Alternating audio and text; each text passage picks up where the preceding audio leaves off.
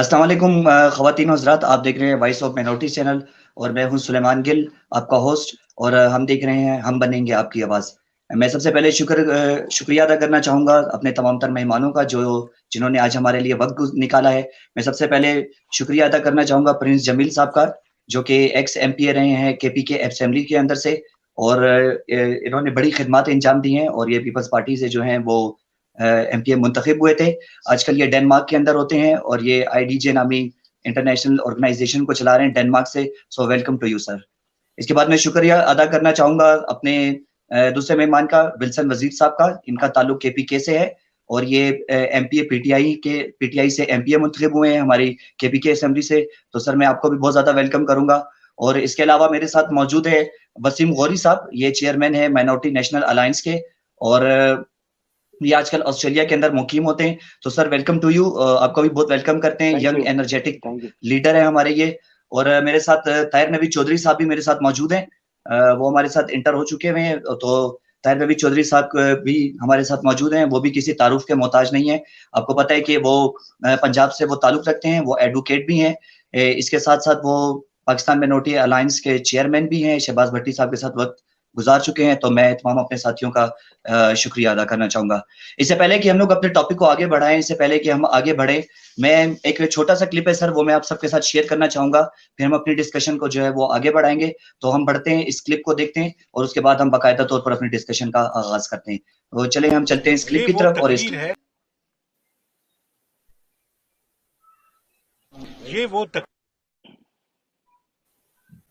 ये वो तकरीर है जिसे 1977 तक रेडियो पाकिस्तान से नश्र किया जाता रहा, मगर बाद में इस तकरीर का रिकॉर्ड ही गायब कर दिया गया।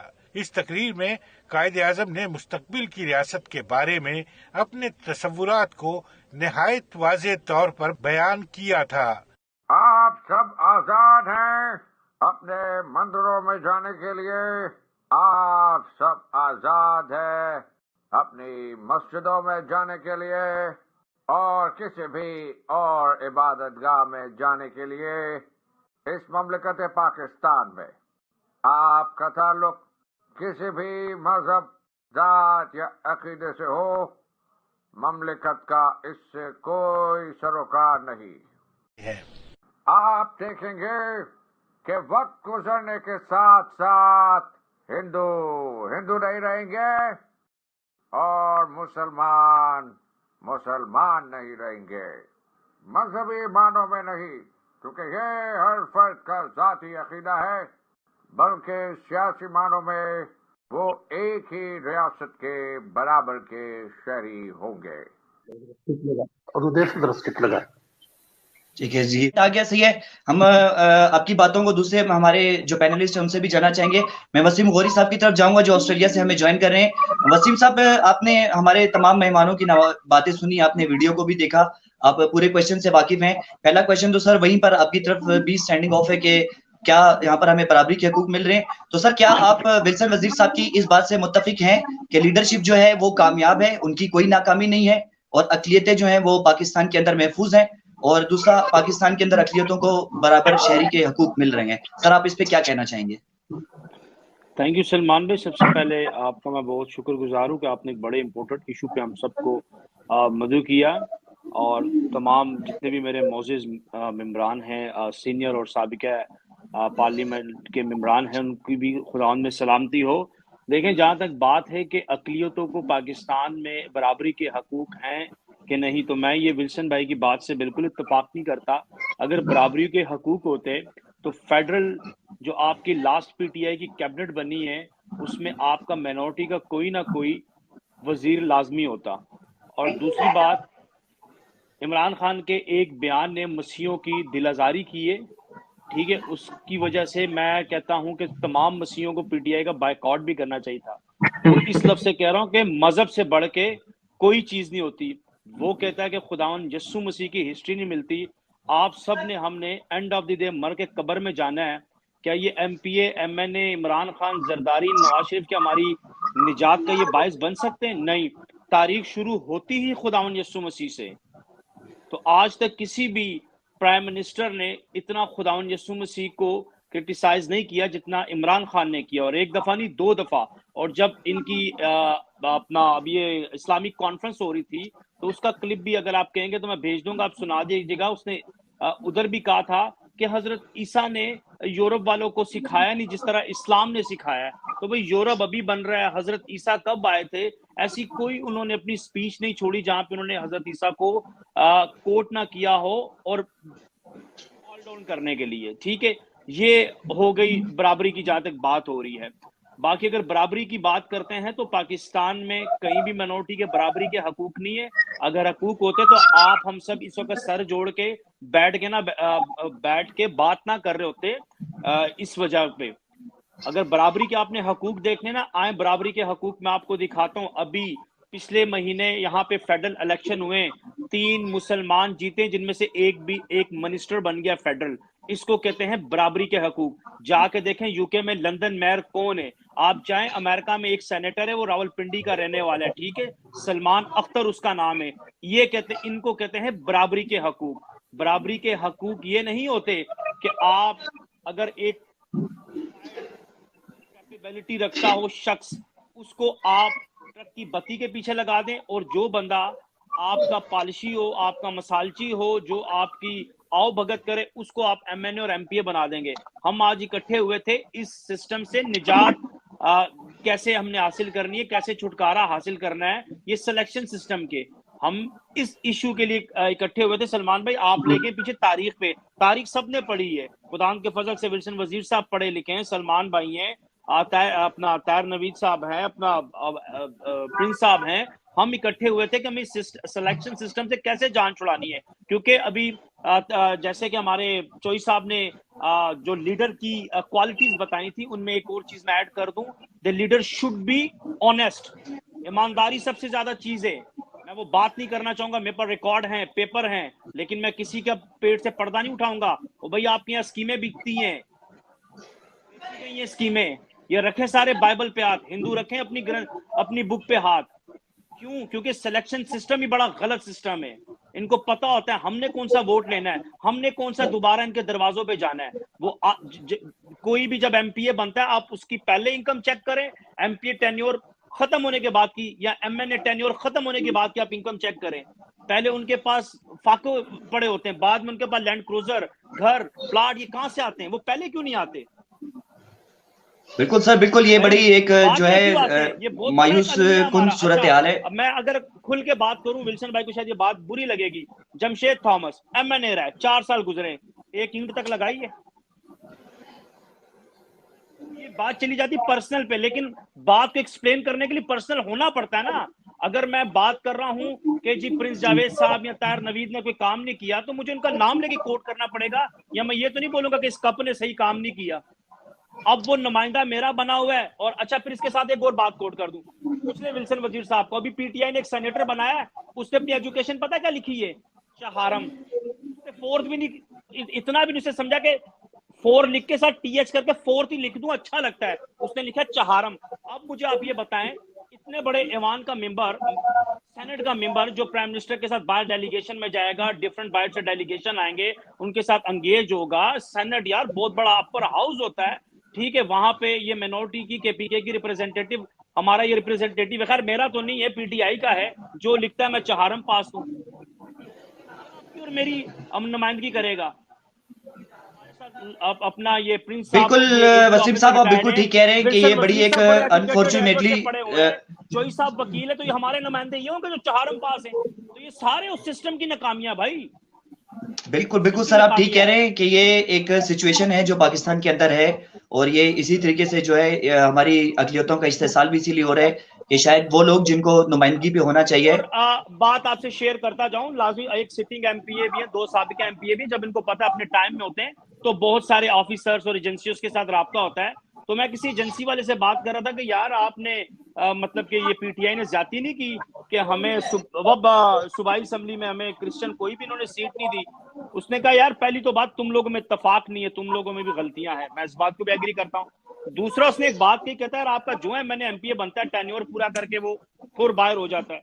उसने फिर उंगलियों पे मुझे गिनाए, ये बात भी है। तो कहता है इस चीज को हमें मद्देनजर रखना है। सच्चाई आपको आजाद करेगी, या हमारी बाइबल कहती है? ये सच को फेस करें। उसने कहा इसलिए भी आपका जो ग्राफ है ना वो थोड़ा गिरा हुआ है। फिर उसने एक और बड़ा मुझे जबरदस्त फैक्ट बताया, कहता है यार ये जो मेजोरिटी पार्टियां होती है ना, जो आपका टिकट जब डिस्ट्रीब्यूट करना होता है, कहता है ये नादरा से पूछते ज्यादा पॉपुलेशन किसकी है, तो कहता है नादरा के पास जो डेटा है वो हिंदुओं का है। मैंने कहा इसीलिए रमेश कुमार 4 दफा एमएनए है। तो ये 2-4 बिल्कुल सर वसीम भाई, बिल्कुल वसीम साहब, ये सारे मामलात हैं, बिल्कुल इसी तरह इन सारे मामलात को एड्रेस करने की जरूरत है। हम आगे जाएंगे। जी जी ठीक है आमिर भाई, आपका पॉइंट आ गया। हम चलते हैं वसीम साहब की तरफ, फिर मैं आपकी तरफ दोबारा आऊंगा, क्योंकि मैं चाहूंगा कि विल्सन साहब को भी हम कर रहे थे तो आपने कहा था मेरा टाइम है तो अब मुझे बोलने। जी जी अभी आपका टाइम है सर। आप मुझसे सवाल किया है, सॉरी। जी नहीं आमिर भाई, वसीम भाई से सवाल किया मैंने। अपना माइंड हम पे थोपा था जब हमने भी ये कहा, आपने कहा कि कौन सा सिस्टम राइज है, तो हमने भी ये कहा कि पार्टी की परसेंटेज पे वो लिस्टें दे देते हैं और वो एमएनए नॉमिनेट कर देते हैं। लेकिन आपने कान यहाँ से पकड़ो वहां से बात वही घुमा के कही, वफाक का पार्लिमानी सिस्टम है। बात तो वही है, जो पार्टी मेजोरिटी लेके आएगी वो पार्लिमान में होगी और उन्हीं के एमएनए होंगे। ये एक सिटिंग एमपी बैठा है और एक साबिका, इनसे आप पूछ सकते हैं। बहरहाल चले उसको जाने दे। अभी आपने जो कहा है, मेरा देखे भाई मानना ये है कि चाहे जुदा गाना हो, हल्का बंदियों के साथ हो, मखलूत कोई भी सिस्टम हो, यार हम भी प्रॉपर, जैसे इलेक्शन होता है ना, इलेक्शन की फिजा होती है, एक माहौल होता है, लोग आते हैं, वोट मांगते हैं, अपना अपना मंशूर शेयर करते हैं, बताते हैं मैं कौम के लिए क्या करूंगा। अगर वो पार्टी से खड़े तो बताते हैं हमारी पार्टी का क्या मंशूर है। ठीक है, तो मैं चाहता हूं हमारे भी अकलियत के जब इलेक्शन हो, चाहे वो खैबर पख्तूनख्वा हो, सिंध हो, पंजाब हो, बलूचिस्तान हो, चाहे वट एवर कोई किसी पार्टी के टिकट से खड़ा होता है, आजाद खड़ा होता है, या हमारी अपनी भी खुदावंद के फजल साथ कल मैं देख रहा हूँ मिनोरिटी की पार्टी है, मेरी खुद हमारी पार्टी है मिनोरिटी नेशनल अलायंस में, उसका फाउंडर और चेयरमैन हूँ। वो इसीलिए रखा था कि मैं, अब देखे ना, क्यों किसी स्टेक होल्डर पार्टी जिसने मेरी बात भी नहीं माननी और वहां जाके उनके तलवे चाटूं, तो क्यों ना मैं खुद अपने लोगों में सियासी शऊर लेके आऊं, जो कि आपको नजर भी आ रहा है किस तरह हमारे चारों सूबों में और बैरून मुल्क कबीना बन रही है। और अभी रिसेंटली कल हमारी मिनोरिटी नेशनल अलायंस की चीफ सेक्रेटरी से मुलाकात हुई थी, तो आया कोई ऐसा आपका एमएनए एमपीए इतनी जिम्मेदारी के साथ कौम को इकट्ठा करके चीफ सेक्रेटरी के पास लेके जाता है? नहीं बाबा नहीं, वो तो चाहते ही नहीं है कि ये अवाम, इनको हम दरवाजे बताएं कि जहां हक और सच की बात सुनी जाती है। तो मैं इस चीज के भी हक में हूं। अगर हमारी अपनी सियासी पार्टियां बनती तो अच्छी बात है, लोगों में शऊर आता है, लोगों को थाना कचहरी सिस्टम का पता चलता है, लोगों को ब्यूरोक्रेसी का पता चलता है। अब बात आगे जो आपने सवाल किया भाई, देखें फिर वही बात आ गई, मैं चाहता हूं हमारा भी इलेक्शन हो, हमारे भी जो नुमाइंदगान हो। चलो पैसे वाले सामने आएंगे, लेकिन ऐसी बात भी नहीं है। अब ये पुराने दौर चले गए कि तारिक सी कैसर ही आएगा, रूफन जूलियस ही आएगा, जे साले का पढ़ा लिखा दौर आ गया है। हर बंदा जो रेडी भी चलाता है उसके पास मोबाइल है, उसमें व्हाट्सएप है, स्मार्टफोन है। अब टाइम चेंज हो चुका है। ठीक है, तो मैं चाहता हूं कि जब अपने नुमाइंदगान पार्लियामेंट में वोट के जरिए भेजे तो ऐसन तरीके से हमारी नुमाइंदगी कर सकें। ये ना हो कि खड़ा होकर पॉइंट ऑफ ऑर्डर के लिए माइक दबा रहा हो तो उसको स्पीकर अपना हाउस ऑफ कस्टोडियन माइक ना दे, पॉइंट ऑफ ऑर्डर के लिए दे भी, हाँ जी बोले आप। वो इस तरह बात करता है जैसे कि कमी कमीना, कोई मैं क्या लफ्ज बोलूं, कोई जैसे बहुत ही थर्ड क्लास बंदा है। हाँ जी बोले आप, और ठीक है बैठ जाए, आपका पॉइंट आ गया। आप चेक कर रहे हैं जितनी भी आपकी स्पीच है, चाहे वो प्रोवेंशन स्पीकर हो, चाहे वो सेनेट का चेयरमैन भी वन देख ले, वो ऐसे ट्रीट करते हैं कि जैसे हम कमीन है। क्यों? उनको पता है ये तो हमारी चिट पे आए हुए हैं, हमारी चिट पे एमएनए एमपीए बने हुए, तो वो कहां से हमें इज्जत देंगे? इज्जत उसकी होती है जो रोब दाब से आता है। मेरा मानना यह है कि हमारे एमएनए एमपीए कोई भी आए, मैं कहता हूं खुदावंद करे ताहिर नवीद साहब दोबारा आ जाए, विल्सन वजीर साहब आए, कोई भी आए, जब ये वोट लेके आएंगे ना तो अपनी पावर को महसूस करेंगे, इनको पता चलेगा कि मैं एक एमपीए बन के आया हूं, मेरे पीछे कौम है। अब देखें एक और बड़ा अच्छा फायदा मैं आपको बताता हूं, अभी चौधरी परवेज इलाही के पास 6 सीटें और उसने कैसा पूरे पाकिस्तान को चक्के के पीछे घुमा के लगाया हुआ था, वो वोट लेके आए थे। जी बिल्कुल सर, वसीम साहब आपका पॉइंट आ गया, बिल्कुल वैलिड पॉइंट आपका कि जब वोट की मैं आप ही के पास टाइम है, आप ही का टाइम है, मैं आपसे क्वेश्चन करूंगा ताकि आप अपना इसमें भी क्लियर कर दें। बिल्कुल सर, आपने बिल्कुल ठीक कहा कि जब लोग अपने वोट के ऊपर आते हैं तो उनकी एक इज्जत होती है कि उनकी कॉन्स्टिट्यूएंसी होती है, कौमी असेंबली हो या सूबाई असेंबली हो या सेनेट हो, तो उनको पता होता है कि ये जो है वोट लेकर आया है, वोट की ताकत से है। बिल्कुल आपका वैलिड पॉइंट है सर। मैं सिर्फ इतना जानना चाह रहा हूं कि हमारे सार्फिन जो है वो ये समझ सकें कि दोहरे वोट के अंदर और जुदा गाना इंतखाब के अंदर जो है वो क्या फर्क है। सो प्लीज आपके मुझे इसके ऊपर थोड़ी सी भी आप रोशनी डाल दें, क्योंकि हमारे पास वक्त। दोहरे वोट में ये है कि हम अपने नुमाइंदगान भी चुन सकते हैं और हम मुस्लिम को भी चुन सकते हैं। ठीक है, और आप जो बात कर रही हैं अब उसके, तो हमारे काफी लोगों ने प्रोटेस्ट भी किया था कि जी हमें कौमी दायरे से निकाल दिया है, कि हमारी एक अलग ही लाइन होती है, हम अपने नुमाइंदगान चुन रहे हैं। लेकिन खैर वो तो मेरी उम्र से पहले के क्वेश्चन है, वो क्या ऐसे हकाइक थे कि उस सिस्टम के खिलाफ लोग निकले। लेकिन मैं समझता हूँ उस सिस्टम के तहत भी लोग वोट लेके आते थे, तो बहुत अच्छी बात थी। अब बात आगे के, जैसे हमारे चौधरी साहब ने एक बड़ी अच्छी बात कही कि हमारे 4 एमएनए होते थे, चारों के चार तो पंजाब में होते थे, तो इनको चाहिए था लेजिस्लेशन करते। कैसे कि जी 2 एमएनए हम सिंध में दे देते हैं, 2 दे देते हैं बलूचिस्तान, 4 हो गए, 2 देते थे हम केपी के, 6 हो गए, और पंजाब बड़ा सूबा है, पंजाब को 4 दे देते हैं। मुझे, मैंने कभी पार्लियामेंट का मेंबर नहीं बना, मुझे ये बात समझ आई है, तो इनको समझ नहीं आई थी कि हाँ यार ये प्रॉब्लम तो है। अब कराची वाला का इधर भागा भागा आएगा पंजाब, या फाटा वाला इधर भागा भागा आएगा। तो अब जैसे देखें हमारा केपीके है, उसको 2 एमएनए देते, एक साउथ का हो जाता, एक नॉर्थ का हो जाता। इस तरह सिंध में एक इंटीरियर सिंध का हो जाता, और एक अपना कराची से लेकर ठट्टा तक का हो जाता। पंजाब को भी इस तरह चारों हिस्सों में डिवाइड कर देते, और क्वेटा के भी 2 एमएनए हो जाते। तो देखें एक हमारे पश्तो में मिसाल है, कहे कंधे ढेर का ना कहे बाने ढेर। अगर आपकी नियत है करना है तो बहुत कुछ है, नहीं करना तो बहाने बहुत, ठीक है। ये ना करने वाले लॉलीपॉप है। अगर करने पे तो आपके 12 बजे अदालतें खोल के प्राइम मिनिस्टर को घर नहीं भेज दिया, करने पे तो आपको यूसुफ रजा गिलानी को नाअहल नहीं कर दिया, करने पे तो आपके नवाज शरीफ को नाअहल नहीं कर दिया। और हम जब अपने सुप्रीम कोर्ट में केस लगाते हैं कि भाई हमें भी वोट का हक दिया जाए, हमारी सीटें भी बढ़ाई जाए, तो वो केस सुना ही नहीं जाता, केस ही नहीं लगता। तो ये दोहरा मेयार नहीं है। तो मेरा यहाँ पे मेरे मोजेस भाई विल्सन वजीर साहब से बड़े हैं, मेरे अंकल भी, इनको मैं कहता हूँ बताएं ये हमें राइट मिलते हैं पाकिस्तान में, ये राइट है?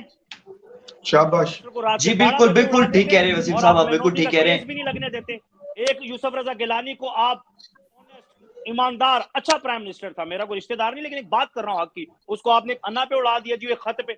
नवाज शरीफ को आपने उड़ा दिया, और जहां पे मिनोरिटी अपने हक हकूक के लिए चीखें मार रही है हमारी सीटें बढ़ाए, हमारी पॉपुलेशन बढ़ गई है, हमें भी वोट का, उनका केस भी नहीं लगने देते। सुनना तो बड़ी दूर की बात है। तो ये आपके पाकिस्तान में मिनोरिटी को प्रॉपर हकूक मिल रहे हैं। बिल्कुल एक पीटीआई की गवर्नमेंट में पार्लियामेंट्री सेक्रेटरी नहीं मिनोरिटी का आया, एक बता दे मुझे। जी जी और बिल्कुल, आगे बढ़ाते अपनी डिस्कशन को वसीम साहब। सुने नहीं, एक आखिरी लाइन। जी जी जी जी, पीटीआई वाले वाकई भंग पी के सो रहे। अभी इस सिस्टम के तहत क्या हुआ है कि सीटें कहां से निकलती है? केपीके से। नेशनल असेंबली की फुल फ्लैग सीटें निकलती है केपीके से, और उसी रेशियो परसेंटेज से उठा के सिंध वाला आ जाता है, एमएनए आ जाता है। और ये लोग ऐसे, हालांकि देखे 2013 में केपीके से एक भी एमएनए नहीं था, होना चाहिए था। केपीके ने 2013 में 31 से 32 एमएनए दिए थे पीटीआई को। ये हालत है, ये अलमिया है। क्यों? उनकी मर्जी, जिसको मर्जी चिट पे लिख के दे जा भी तू एमएनए। जी बिल्कुल, थैंक यू वसीम साहब। बिल्कुल ये बड़ी एक अनफॉर्चुनेट कंडीशन है। मैं और अपने नुमाइंदे भी खुद ही मुंतखब करें।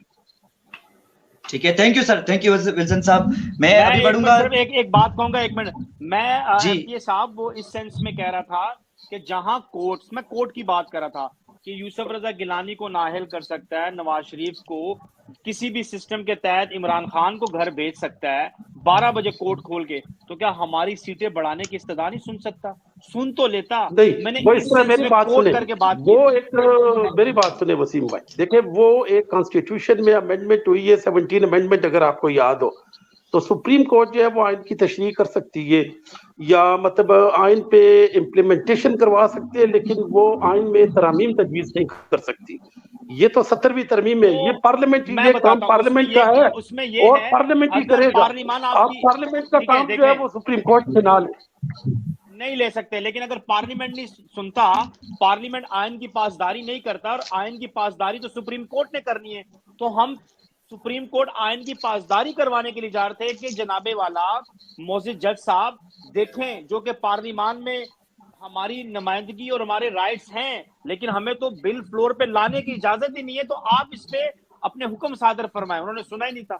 आइन की 226 फाइन भी तो 200 आर्टिकल जो 226 है उसमें भी तो एक्शन ले सकता है। जो भी एमपीए या एमएनए होता है उसे चाहिए कि जब वो कोई बिल लाता है या रेजोल्यूशन लाता है या कुछ भी ना, पहले अपनी पार्टी को, पार्लियामानी पार्टी को एतमाद में ले, और फिर फ्लोर पे लाए, तो यकीनन उसकी पार्टी भी उसको सपोर्ट करेगी। तो सर विल्सन साहब क्या कहते हैं, मैं विल्सन साहब, बल्कि आप ये तजवीज दे रहे हैं, आप खुद एमपी हैं आप ये कह रहे हैं कि जो भी एमपी होगा उसको ये चीज फ्लोर पे अपनी पार्टी को एतमाद में लेकर आनी हो चाहिए। तो सर आप गवर्नमेंट में बैठे हुए आप मैं अभी अगर वसीम साहब ये बात करें या अगर ये कहते हैं प्रिंस जावेद साहब ये बात करें, आमिर भाई ये बात करें, मैं ये बात करूं, तो हमें तो ये बात अच्छी लगती है ना कि ये एक एमपीए को ये करना चाहिए। सर आप बैठे हुए आप वोट आपको पीटीआई को वोट पड़ा है, ठीक है, बहुत सारी अक़लियतें हमारी अक़लियतों के लोग ने आपको वोट दिया है सर, तो ये आप नहीं करना है ना सर, ये आप कब एतमाद में लेंगे?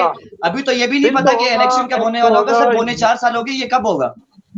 देखिए बिल होगा या एक्ट होगा या रेजोल्यूशन होगी, आपने असेंबली में उस पर अगर वोटिंग आ जाती है तो अगर आपकी पार्टी आपको सपोर्ट नहीं करती तो फिर वो बिल या एक्ट या रेजोल्यूशन लाने की तो सर आपको नहीं लगता कि फिर ऐसी पार्टी का बाइकआउट करना चाहिए कि जो आपकी कौम से ज्यादा शायद आपको अजीज हो? अगर कोई आप कौम के नुमाइंदे हैं, आप आते हैं सियासत करते हैं कौम के नाम के ऊपर, आपको एक मसीह होने के नाते एक पहचान है आपको, तो आपको नहीं लगता कि सर कि फिर आपको बाइकआउट करना चाहिए या आपको प्रोटेस्ट करना चाहिए इस बात को लेके? हमारी खैबर पख्तूनख्वा असेंबली में ऐसा हुआ है कि ये जब प्रिंस जावेद साहब एमपीए थे तो उस वक्त हमारे सूबे में माइनॉरिटी का जो जॉब्स कोटा था वो 0.5% था। मेरे भाई रवि कुमार साहब और वजीर राधा साहब एक रेजोल्यूशन लाए थे पार्टी को एतमाद में लेके कि इस कोटे को 5% किया जाए, वो भी 5% हो गया। फिर वो एक रेजोल्यूशन लाए थे मेरे आने से पहले ही कि मतलब जो तालीमी इदारे उसमें माइनॉरिटी का कोटा होना चाहिए। ना सिर्फ अपनी पार्टी ने बल्कि दिगर पार्टियों ने भी सपोर्ट किया। तो बिल्कुल सर, बिल्कुल, ये तो सारी बातें हमें समझ में आ रही हैं। तो सर जो ये मामला अभी रह गए हैं आप टेकअप करें, आपके साथ वहां पर आपके साथ हिंदू बरादरी भी होगी, सिख बरादरी भी होगी, जो सूबे की सतह पे मसाइल हैं आप वो भी हल करने की कोशिश करें ना सर। कोई बिल लेकर आए या आप ही ने पेश करना है? हम कोशिश लगे हुए कि अपनी पार्टियों को साथ एतमाद में ले, इलेक्शन इस्लाहात में हमारी जो सीटें उनमें इजाफा किया जाए, सिस्टम ऑफ इलेक्शन जो है वो दोहरे वोट की तरफ जाए। लेकिन बिल्कुल सर, अगर आपको ये शुरुआत करनी पड़ेगी सारी असेंबलीज के अंदर कि अगर कौमी असेंबली में नहीं भी होता, जैसे कि आप केपीके असेंबली के अंदर हैं, आप ये बिल मूव करें, हम यहाँ पे जब आप एक बिल मूव कर देंगे, हम यहाँ पे बलोचिस्तान असेंबली के जो मेंबरान हैं अक़लियती, उन पर भी इस चीज के ऊपर जो है वो आएगा। तो सर आप लोग शुरू करें ना, अभी तो इलेक्शन होने वाले हैं और अभी तक तो फिर से इलेक्शन रिफॉर्म बिल पास हो गया हुआ है, तो ये नाकामी नहीं है आपके ख्याल में? फिर कह रहा हूँ कि ये मरकज का मामला है, हम इस पे बिल नहीं कर सकते लेकिन हम इस पे रेजोल्यूशन ला सकते हैं। बिल्कुल सर, बिल्कुल, हम उम्मीद रखते हैं कि आप ये लेकर आएंगे, ठीक है, आप ये रेजोल्यूशन लेकर आएंगे, खुदा करे कि वो रेजोल्यूशन आए और केपीके असेंबली के अंदर पास हो। अगर वो पास नहीं करते सर, हमारा चैनल हम सब आपके साथ खड़े होंगे कि हमारे साथ नाइंसाफी हुई है, आप कदम बढ़ाएं, आप बिलिंग शो करें, तो तमाम कौम आपके साथ खड़ी होगी। ठीक है सर। जी आमिर भाई, thank you sir, thank you Aamir भाई। अच्छा, हाँ, दुनिया में सबसे जालिम कौन पाकिस्तानी मसीही कौम है? करें इत्तेफाक, इससे नहीं करते तो मैं आपको फैक्ट एंड फिगर दे देता हूँ। बिल्कुल सर, बिल्कुल ठीक है। इस वक्त आज हम लोग है ना, हम इस दहाने पे पहुंचे तो खुद हम अपनी हरकत के खुद जिम्मेदार हैं भाई, किसी से कोई इख्तिलाफ नहीं है। खुदावंद आप सबके साथ हो, अपनी अपनी तहत मदद करते रहें अपनी अपनी जगह पे। एक टाइम होगा कि खुदावंद हमारी सुन लेगा, ठीक है। जैसे बनी इसराइल की भी तो खुदा ने सुनी ना, मूसा को भेजा, तो हमारे लिए भी कोई मूसा आ जाएगा, ठीक है। लेकिन मैं इस प्लेटफॉर्म से आपके चैनल के वसातत से बताता चलूं कि इस वक्त हमारे फाटा के लिए विल्सन वजीर साहब ने फंड एलोकेट किया तमाम एजेंसीज के लिए, और उन्होंने कहा यह भी कुछ नहीं है, मेरा और फंड भी आ रहा है। लेकिन इनके अलावा मैंने केपीके में शायद किसी ने किया हो, किसी और को काम करते नहीं देखा, ठीक है। तो मैं आपके चैनल की वसातत से पूरी फाटा अवाम की तरफ से इनका नहायत ही मशकूर हूँ। बाकी यहाँ पे 1 बजे का टाइम हो गया, 1 बज गया, मैं आपसे इजाजत चाहूंगा, ठीक है। इंशाल्लाह फिर मुलाकात होगी। Thank you ji, God bless. ठीक है, thank you sir, thank you.